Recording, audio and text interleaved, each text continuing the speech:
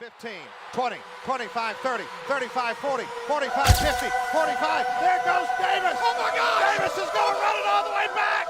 Auburn's going to win the football. What's up, Ken folk? Welcome back to Bubba and the Old Man. Today I'm coming on and talking people off of ledges. I mean, because Auburn fans have frankly been ridiculous, overreacting, panicking, bipolar. It's a lot of words there that I could describe you guys as, because y'all are freaking out. I mean, Catholic 4 rednecks in my comment section looking like he's typing his final comments before he leaps off the Golden Gate Bridge. I love you, bro. You've been a loyal subscriber for a long time, but chill out, dog. And really, you know, there is one gigantic issue that has lost you both games. Turnovers. Issues with the running backs. Fundamentally, issues with the running backs and the way they hold the football. Something that you learn in Pee Wee. Just ridiculous. And quarterbacks. You can argue third down defense. Yes, it's a problem. Yes, it's got to get fixed. But that stuff is nowhere near as concerning if we could stop turning the ball over. Because that's constantly putting extra possessions on the defense, which offers more opportunity for those kids to make mistakes, because there's a lot of young kids playing in the secondary, on the defensive front, not really at linebacker. Robert Whittier gets some running there, but he's a third-year guy and what have you. But yes, there's going to be more busted coverages on defense when they're on the field all game. There's going to be more issues with tackling when you're on the field all game. It's hard to contain a quarterback that athletic when they have, 37 to 45 minutes of time of possession because you turn the ball over so much. That's the problem. That's the issue. It's not the offense. I'm so sick and damn tired of seeing people complaining about the fucking scheme. There is no issue with the offensive scheme whatsoever. Nothing. Would you like in specific situations to be more aware and maybe run the football? Yeah, sure. We can complain about that. But like Cole Pinkston says, there's a difference between that and complaining about schematic. There's nothing wrong with the scheme. There's guys wide ass open. The game plans are fine. There is nothing wrong with the game. The only real issue happened in December. Last December. When Hugh Freeze looked at this quarterback room. Looked at a 3-year starter at that point. Peyton Thorne.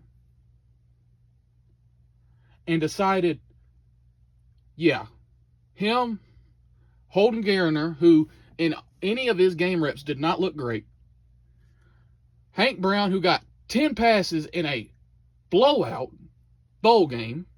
That's no hate to Hank Brown. I liked a lot of what I saw from Hank Brown Saturday, frankly. And a raw Walker White, who you knew wouldn't be ready day one in all likelihood because of the level of competition he played against in high school and some issues that you had to clear up with him and going through his progressions. Some turnover problems. That's it. That's all you had. Other than, of course, the walk-ons. So now, you're in a position where you saw all that and you saw multiple viable options in the portal that were very interested in you, including one Diego Pavia at Vanderbilt. Would have been a cheaper option. I mean, if Vandy can afford the kid, we can. And they brought in a pretty big portal class that's got them playing some decent football right now. Kyle McCord playing lights out at Syracuse right now. Very good football. Turned him down. Jordan McLeod asked to walk on, as reported by Jeffrey Lee. Asked to walk on, and we said no. I don't know why.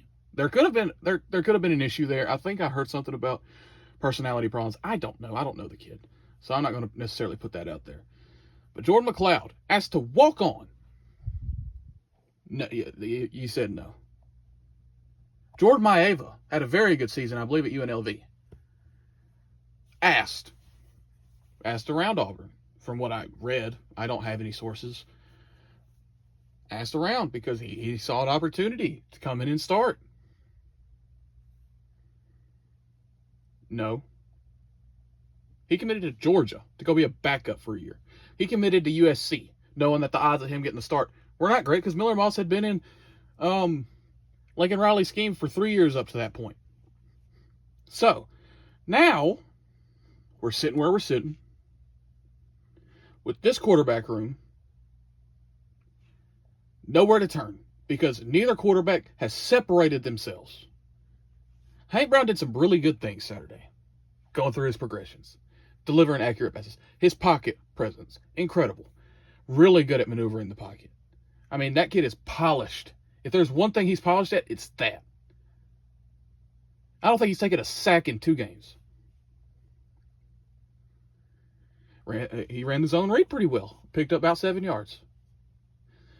He made good decisions in RPO situations. Understood situationally what to do in those predicaments. Hey, Peyton Thorne did some really nice things in that game. And if, he hadn't had the 14 whatever games or so before that of him having issues with throwing behind the blitz and having issues with taking sacks and having issues with getting jittery in the pocket, if that stuff hadn't happened, I'd say absolutely start Peyton Thorne this Saturday. But I can't say that because I have 14 game sample size of him at Auburn panicking in the pocket. Not throwing the peak slant. Not doing that. Not delivering accurate passes. So now, I'm in a predicament where if it was just based off this game, I'd start Peyton. But we can't do that because he's so wildly inconsistent. We know how valuable his legs are. You know what Brent Venables is going to do about that? He's going to cook you. You're going to be scrape exchanging. There is no way you can go into this game and expect to run the ball 45 times and win. So we have to be able to throw the football. Well, can we trust Peyton Thorne in the drop back game? I don't know. He operated it decent against Arkansas. You know who he didn't operate it well against? Cal. New Mexico State. Maryland. Ole Miss.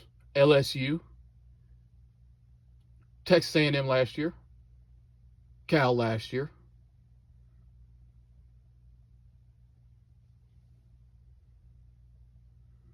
Georgia, Bama. So, I really don't know. I know how to fix it. Don't turn the ball over. So, moving forward, this could have been a 9-win football team. Because I see 5 winnable games left on this schedule moving forward to get you to 7, and you should have won the other 2. That's so damn frustrating as an Auburn fan. That is so damn frustrating as an Auburn fan. Because this team with 9 wins on the recruiting trail could have gotten the number 1 class in the country. If you get to 7, that's pretty good. That's pretty good. That means you finished strong. So, you missed all this recruiting momentum. A lot of it, because 4-0 is probably going to help a lot. I don't necessarily think recruiting's in a bad spot. I don't know. I don't have any sources, but I know I'm subscribers to sites that say stuff. But this really, you could have won 10. Because that Missouri game is winnable. I don't like our odds in that one. But you could have really, because the offense looks better outside of the turnovers than I was expecting it to this year.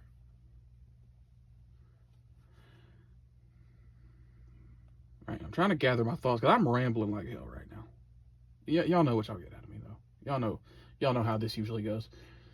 But moving forward, if you just don't turn the ball over, I think you win Saturday. I think you win against Kentucky.